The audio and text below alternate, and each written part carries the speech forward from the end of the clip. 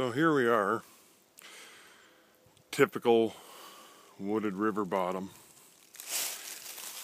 and this is a very typical setup in virtually all woods. Now this particular creek bed, as you'll see, it's actually dry, pretty common amongst this year, but the one thing that it still has, when you look at it close,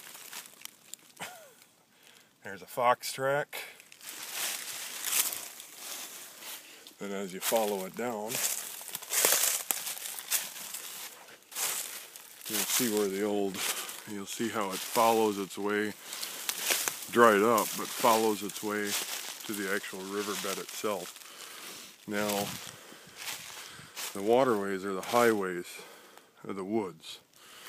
And so even when they're dry, animals are in the habit of following these waterways looking for food. That won't change whether there's water in it or not. So the goal when you're positioning your sets is concentrate them for virtually all species right along these river bottoms. Now it doesn't have to be set in the river bottoms, because obviously if it rains, you're going to run into issues with your sets washing out. So what I did here was, you find little points. It's a dried river bottom, but it's actually, there's still a point as to where it was dry. They'll follow this channel. You want to stay relatively close to it to get it. So I set up a dirt hole, which is multi-species, fox, raccoons, so on and so forth. And you'll see right up here was a baited meat set.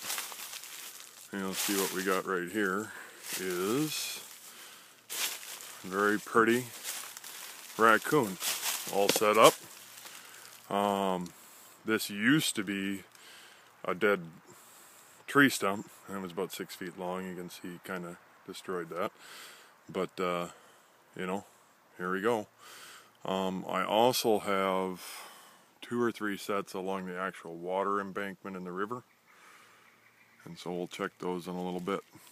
But I'm only about 4 yards from the dried up creek bed.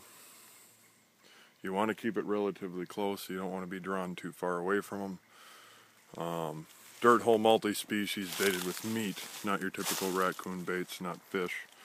But I baited it actually with muskrats. So there you go. Little lesson. More to come.